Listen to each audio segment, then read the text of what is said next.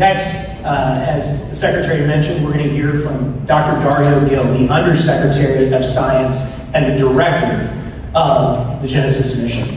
And that doesn't give him enough credit for the driving force that he is of this Genesis mission.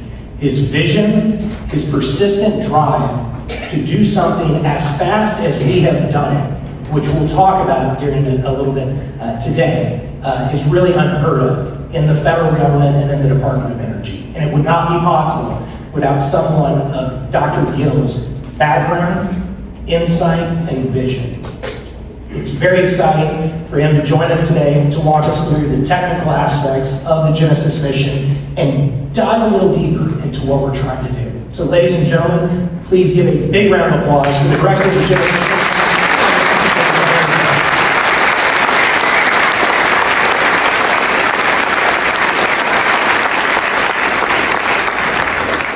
Thank you. Well, good morning. Good morning. Yeah, so exciting to be with all of you. So I want to do something with you. I want to share with you with a number of scientists that are going to come on stage and present evidence that this transformation of how we can accelerate AI for science is not a vision in the distant future. It is happening right now. And we are unlocking enormous potential and capabilities for science and engineering and for the practice of R&D in our country.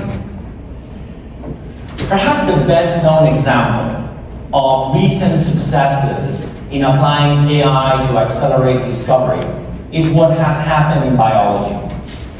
We're very familiar with the terrific success of predicting protein structure, the three-dimensional structure of proteins. Proteins are building blocks of life. We have a string of amino acids that actually encode the three-dimensional structure of these proteins, and they can be represented with 20 letters. And there was an effort that got started in 1971 at Brookhaven National Laboratory, working with a number of collaborators, to map the structure of these proteins. And they were using experimental techniques to illuminate them with X-rays and find the diffraction pattern or specially prepare samples and create the three-dimensional representation of what biology tells us those proteins look like. And at the time it was started, that fantastic effort, it just had about a dozen proteins. Well, it took 50 years of effort of an enormous community of biologists and experimentalists to assemble a database that had 200,000 proteins. And then, with the advent of modern AI and large-scale neural networks, it was possible by a team at Alpha, at DeepMind, on a project called AlphaFold, to predict 200 million structures in just a couple of years. So 200,000 structures, 50 years, and then we went to 200 million in just 2 years. And this is an example of dealing with the complexity that is present in biology. We've seen more recent examples of beautiful work that is being done by Brian He and his collaborators at Stanford, where they're actually taking DNA sequences and using it to create a DNA language model, where what you are predicting is basically the next base of the base sequence. And it's amazing that a model just trained on DNA can actually encode also RNA and proteins. And now they are scaling these capabilities to models with tens of billions of parameters and 9 trillion base pairs across 128,000 species. So you see this intuition that biology has this complexity that we have struggled as a scientific community to understand. And now we have a new toolkit with which to be able to encode the complexity that is present in these biological processes, and now finally start to contain that complexity, find new levels of understanding. And while that has been the case in AI for biology, and there's so much more to be done there, I want to invite a series of short talks by brilliant scientists to tell you that this is happening across all fields of science.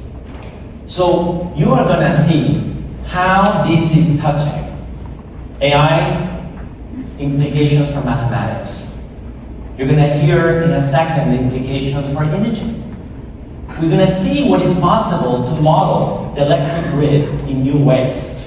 And you're going to see what is possible to also transform national security through AI and advanced manufacturing. So first, I want to invite Terry Tao. Professor Tao is a field medalist winner, and without a doubt, one of the great mathematicians in the world. And his contributions to so many areas of mathematics are legendary.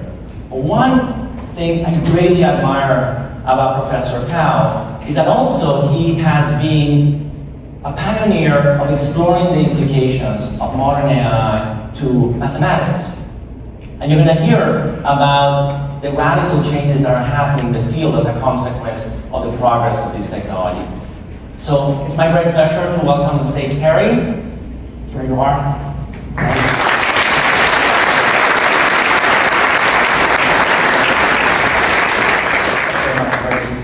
Very exciting event, very timely, certainly in mathematics.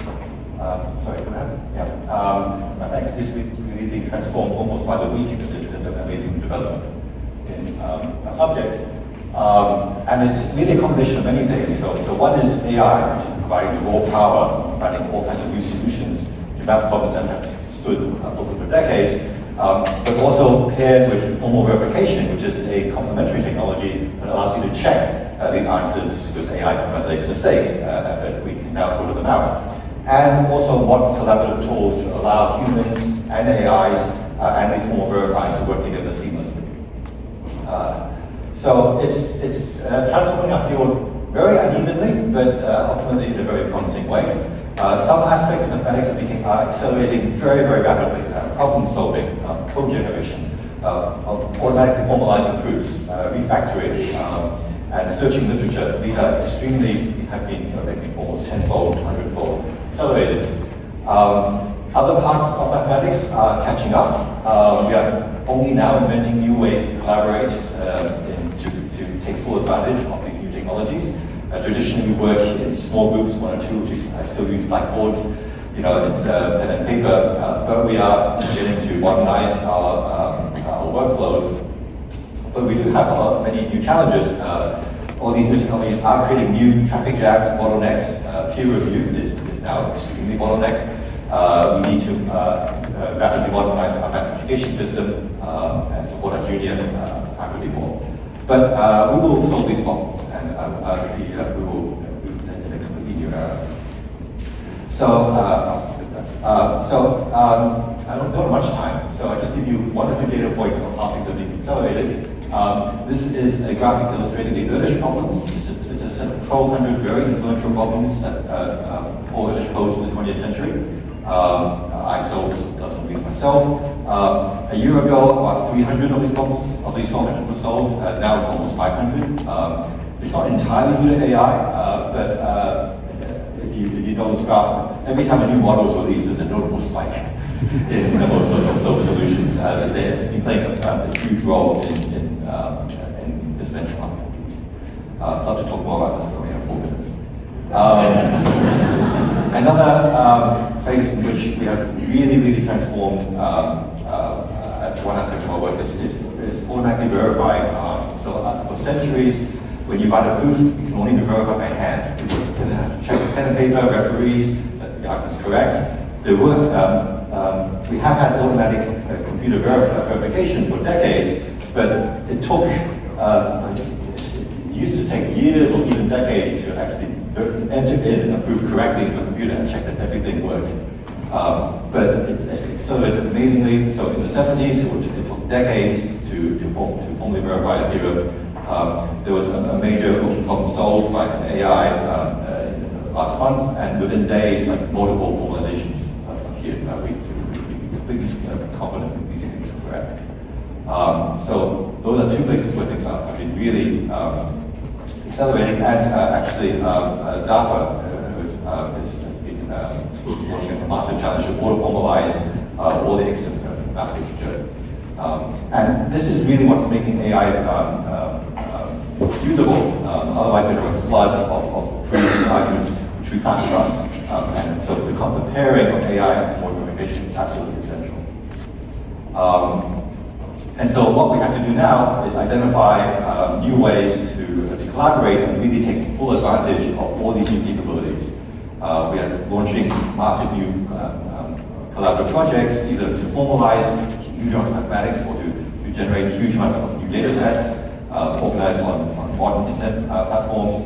We are launching new internet competitions where unlimited AI use will be verified every single submission in an extremely stringent way. And as part of the Genesis mission, we're going to try to really initiate high interdisciplinary collaborations with science and industry, really bring AI-powered mathematics to the rest of the sciences.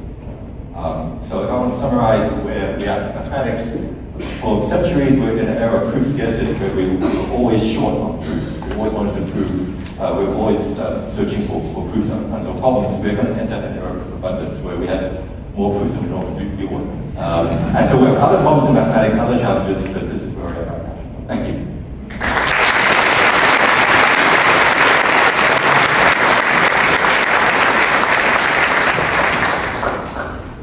Thank you, Terry. So my next guest that I want to invite on stage is Laurent Chapon, who is the Associate Lab Director of Photon Sciences at Oregon National Laboratory. Under his leadership, the Advanced Photon Source in Oregon became the world's brightest synchrotron in 2024. And he and his team have been pioneering the implications of AI for imaging, and he's going to show some amazing results.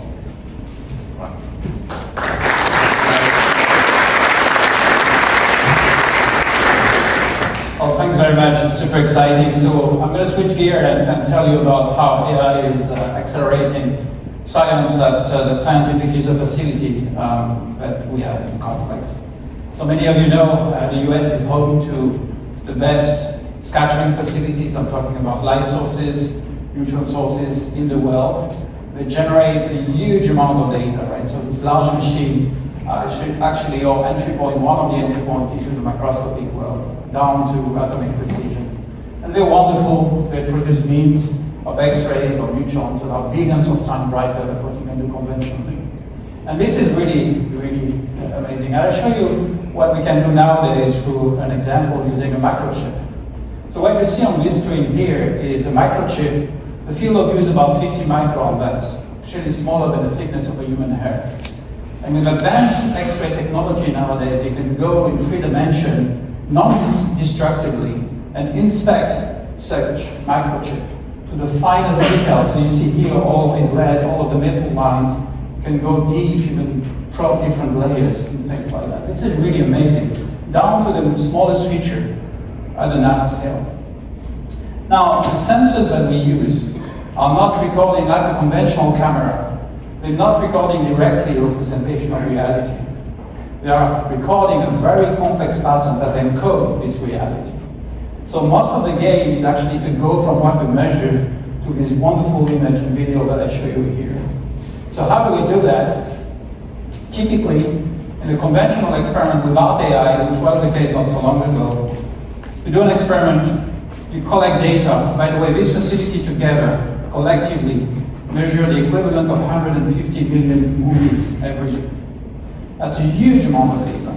Then you use advanced computing, mathematics, solvers, analysis to actually get the insight that you want to get from this structure. And so when the experiment side takes only a few minutes or hours, the rest of the data analysis pipelines can take days, and in the most extreme case, weeks.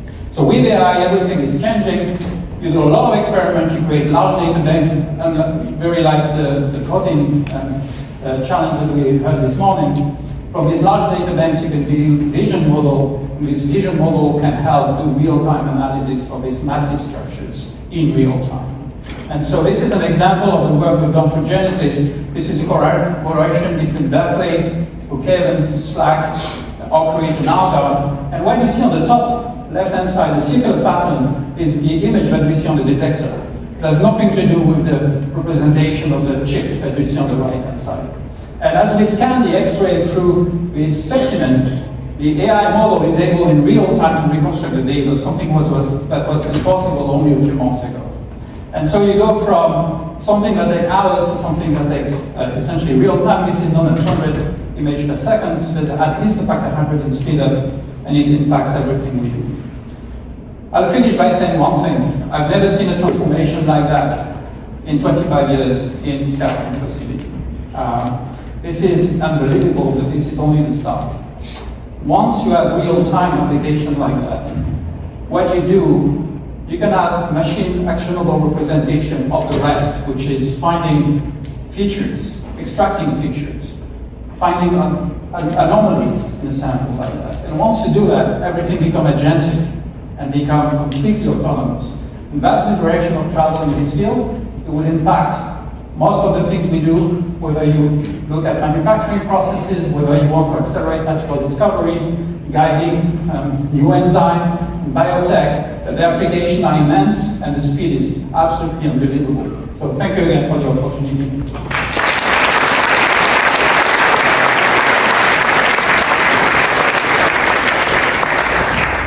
So from the very small to the very large. So I am going to invite now Dr. Hendrik Hamann, who is the Chief AI Scientist at Brookhaven National Laboratory and also a professor at Stony Brook. And he has spent his career working at the intersection of high-performance computing and AI and big data. And he's going to tell you about the amazing results of using AI to model the electric grid.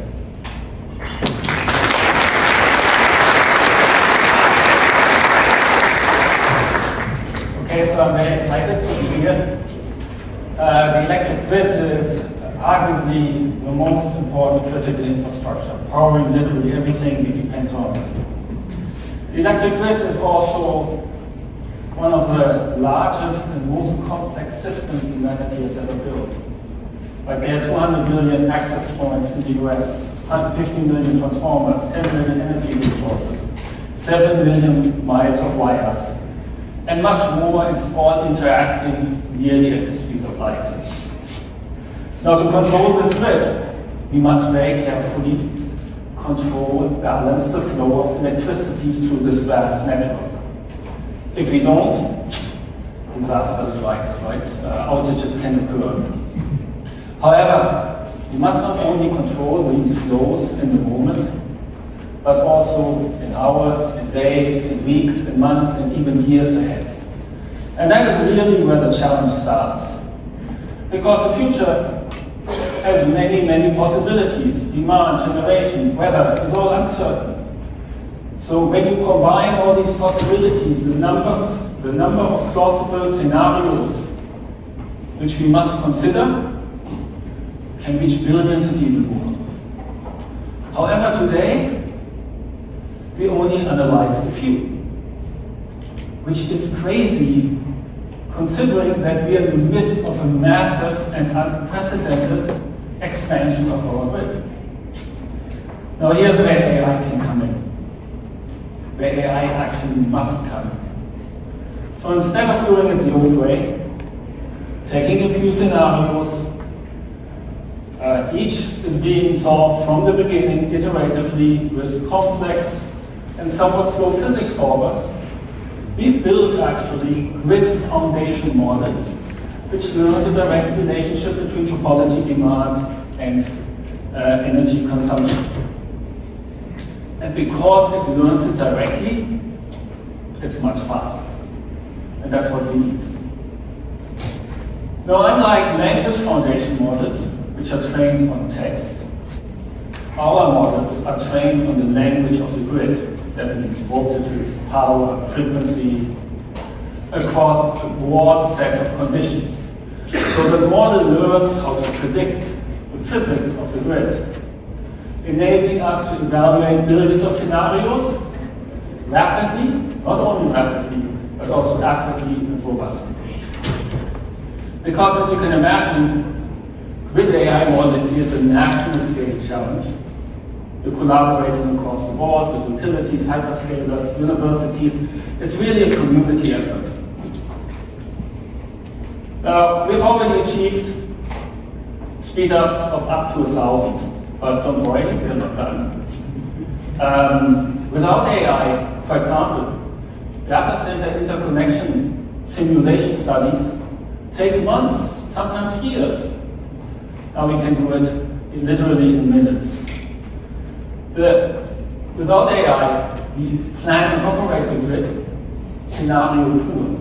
But with AI, we can remove the blindfolds. Without AI, the grid's complexity, the grid's uncertainty is a challenge. In fact, it's a threat, it's a nightmare. With AI, it can actually be a huge opportunity. So I want to leave you with this. AI is often considered to be a burden on the grid, but with Genesis, the opposite can actually be true. It is actually a huge opportunity to build the most secure, affordable, and reliable grid for the American people.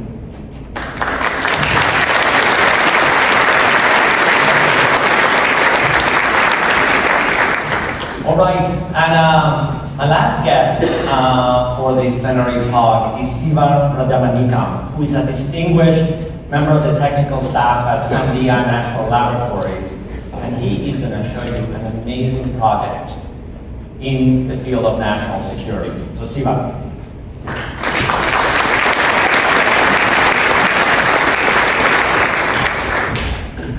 Thank you. Excited to be here.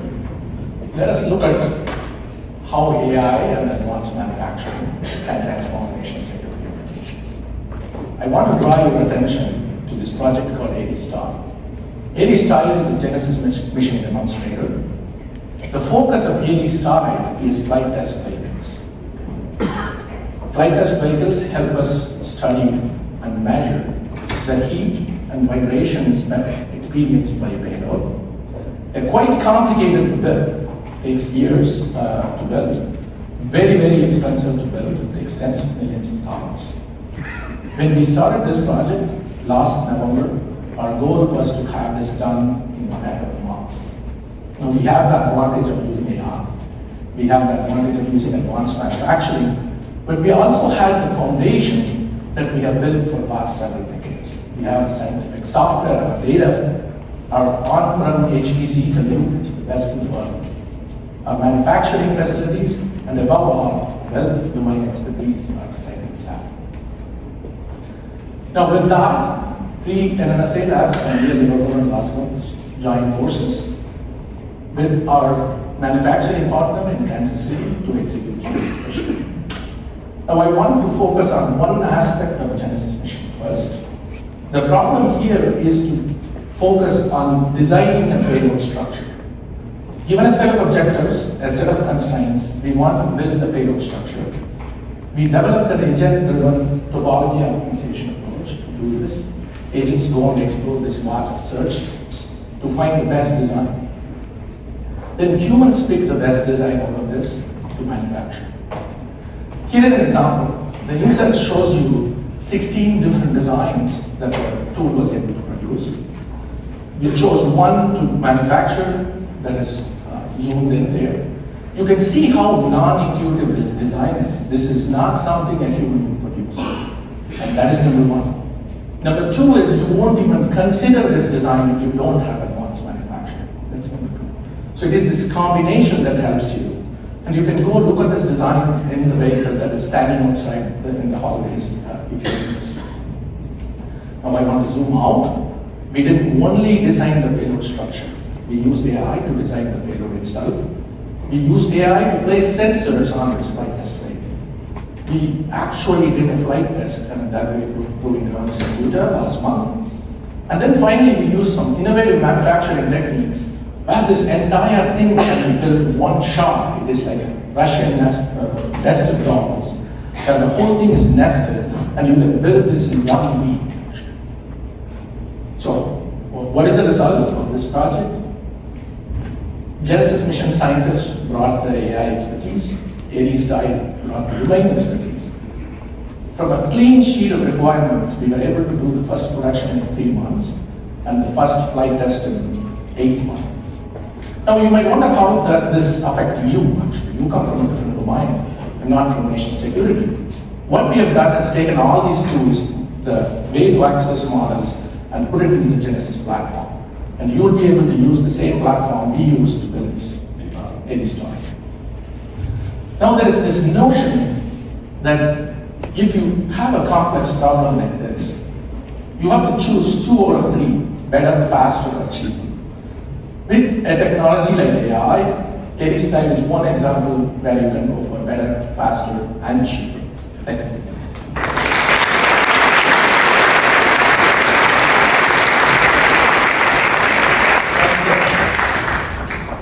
Wow. I find that really compelling and persuasive. It tells you that this is happening right now. And it brings to bear that sometimes when we give the historical analogy to previous moments of mobilization, like Apollo program or the Manhattan Project, of why we have chosen not to do one thing but many. Because all these fields are going to be transformed by science and engineering. So I want to take the opportunity now to share with you as plainly as I can what is the Genesis mission, what are we trying to do technically, and how will we succeed? What is it? We are doing 3 things. The first thing is we have constructed a portfolio of national science and technology challenges to activate the best scientists and engineers in America to solve those problems, creating new ways with new tools. Second, we are building collaboratively a platform to accelerate scientific discovery. And third, we want to invest in the next generation of scientists that are educated with these dual competencies. Earlier this year, we announced 26 national challenges. I don't expect all of you to read them. They're all been published for a while, but they span the full range of the mission of the Department of Energy. Energy from both nuclear, fusion, the electric grid, you saw examples right now, discovery science, and national security. Today, Director Kratz has announced that now the Genesis mission has 20 federal agencies that are coming together. This is an outstanding moment of uniting full strength the federal science and technology ecosystem. As a result of this expansion and partnership, we are expanding a subset of the national challenges. You see here highlighted in green, areas in which we're expanding the scope of the original challenge as a consequence of the collaboration with other agencies. And we're adding new ones, now spanning space, human health, defense, and veterans health. We're incredibly excited. So this is a new set of the revised set of now 33 national science and technology challenges. We will keep refining and expanding as appropriate, but this now reflects the full strength of these 20 different agencies and departments coming together. Now, with just the original set of 26, earlier this year we selected 21 of those and put a call for proposals, the RFA that Secretary Wright announced the results of. Today, we're announcing 278 awards with over $250 million of funding. There are 342 participating institutions. You see in the color coding that they reflect national labs, higher ed, companies, nonprofits, and that they represent all 50 states. A true national mission representing talent from across the country. I expect all of you to memorize this. When later you go and see the poster session that is next to us, you'll have an opportunity. This is just a list of all the participating institutions. And you're going to get a chance to also see some of the highlighted projects that are being executed. But it gives you a sense of the scale. Gives you a sense of the talent that we're bringing to bear into this space and the capacity that we have in our great country to be able to innovate. I want to just briefly highlight an example that Secretary Wright highlighted, Project Prometheus, which is how to bring the power of AI to accelerate and deliver nuclear energy that is faster, safer, and cheaper. I highlight it not only because it's the first example of the phase 2 of the awards. I want to also share with you that we will be announcing the remaining of the phase 2 awards by early fall, hopefully early to mid-September. So we're like thick on that process. But this project involves 32 partners uniting national laboratories, industry, and universities. And it is a tour de force of bringing all the frontier capability in terms of agentic orchestration, how do you do persistent digital threads, and physics-informed surrogates. A surrogate, an example of a surrogate is what you saw Hendrik discuss in modeling the grid, where you can go and instead of having those sort of an initial physics-based simulations, you can do something much more efficient than before, as well as provable cyber assurance. So this is going to be a magnificent project whose end goal is to dramatically lower the cost and the time to realize the nuclear renaissance in the United States. If you're a PI, one of the things I want to do for you, one of my gifts I want to give to you is each one of you, I give you a challenge coin. Because you are the inaugural teams. There will be many teams to come. So you could just take a minute if you're in the audience and maybe raise your hand and stop up if you're a PI or a participant in one of those projects. We would love to celebrate you for a minute.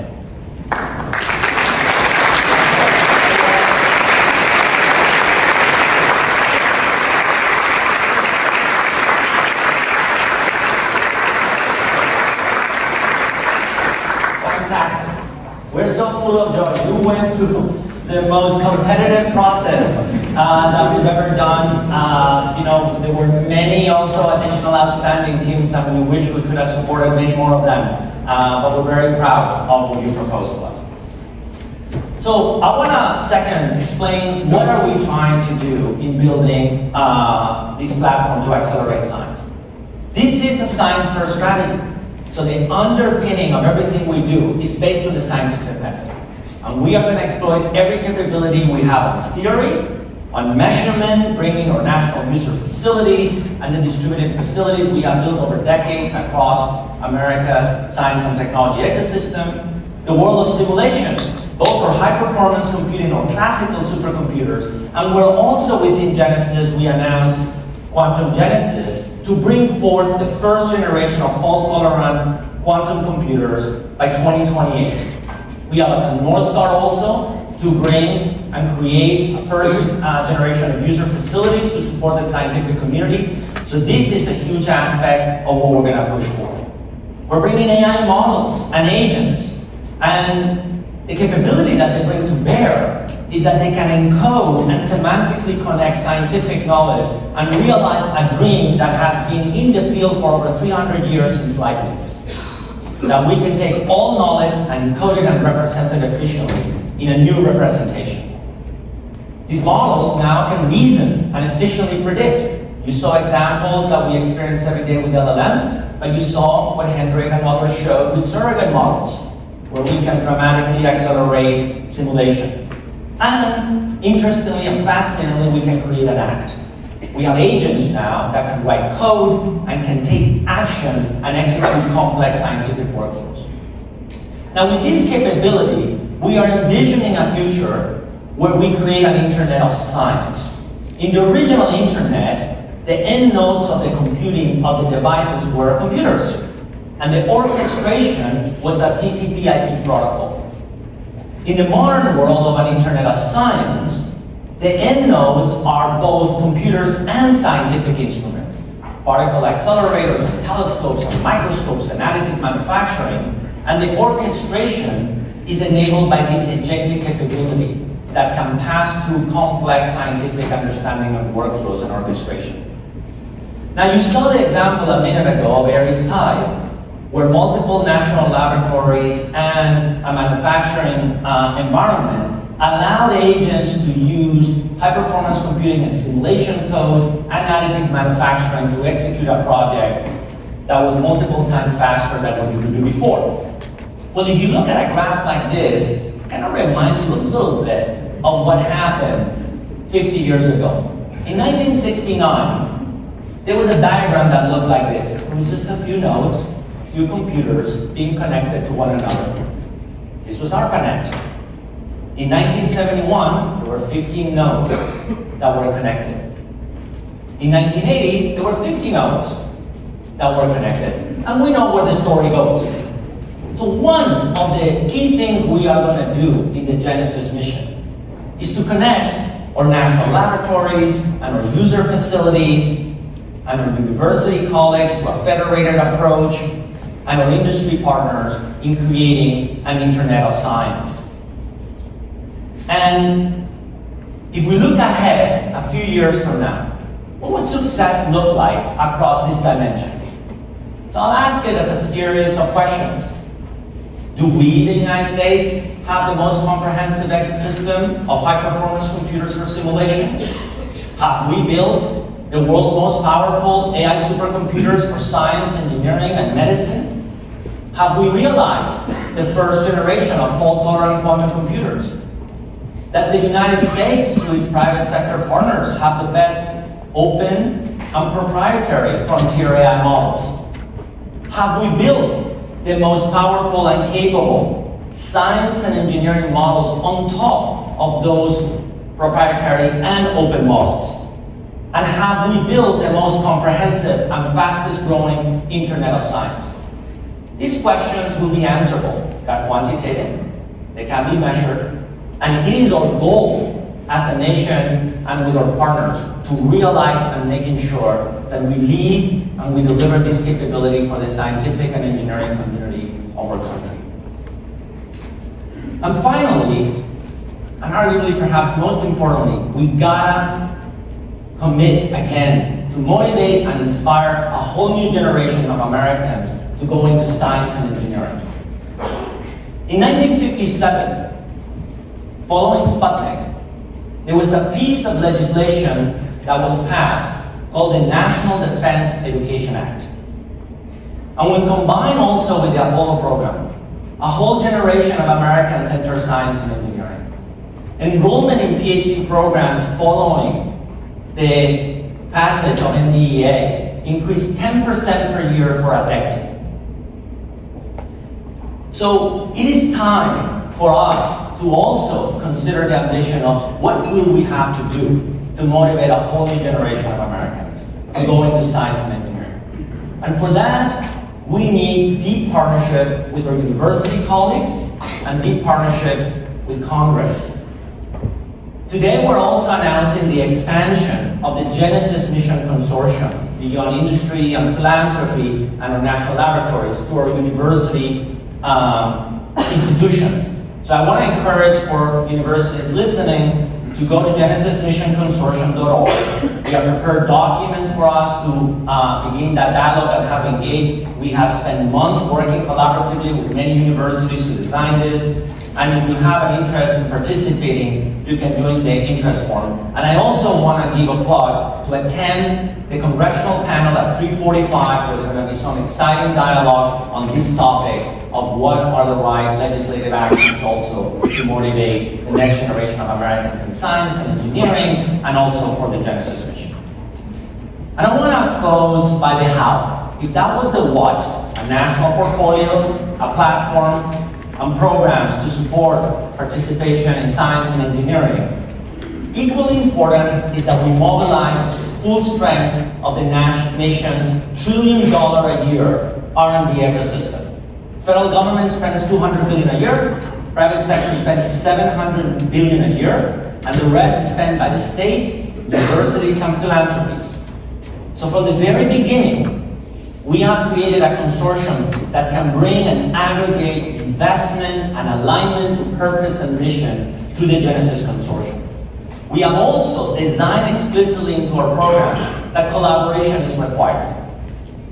So if you saw that map before, you saw how many participating institutions were there. Labs, universities, the private sector coming together.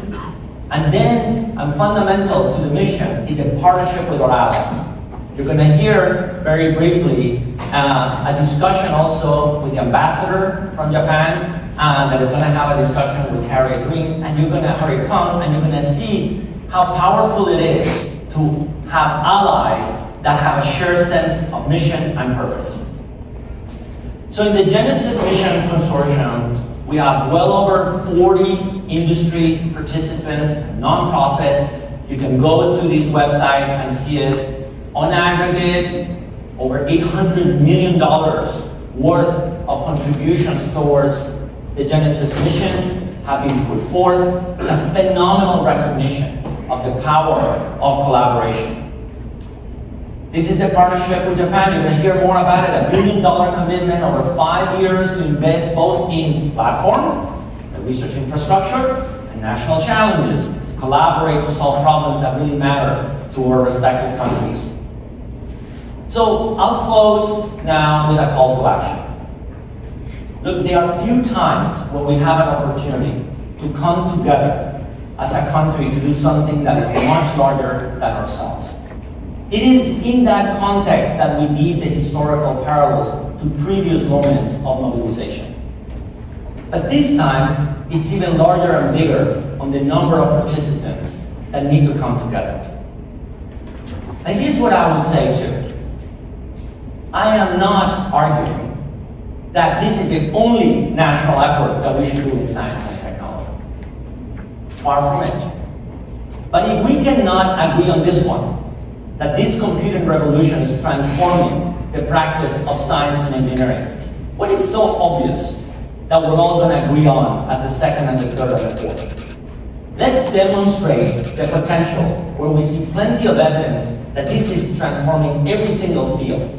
And this is a moment also for us to come together, to work across sectors, to work collaboratively, and realize this premise. And once we learn how to do this again, that we can have a decentralized approach at moments of unity, at moments of working and doing really ambitious things together, we will learn that we can do a second and a third and a fourth and a fifth at a scale that we could never do before. Thank you, congratulations to all the award winners. We're very proud of you, and we wish you all the success in the world. Thank you.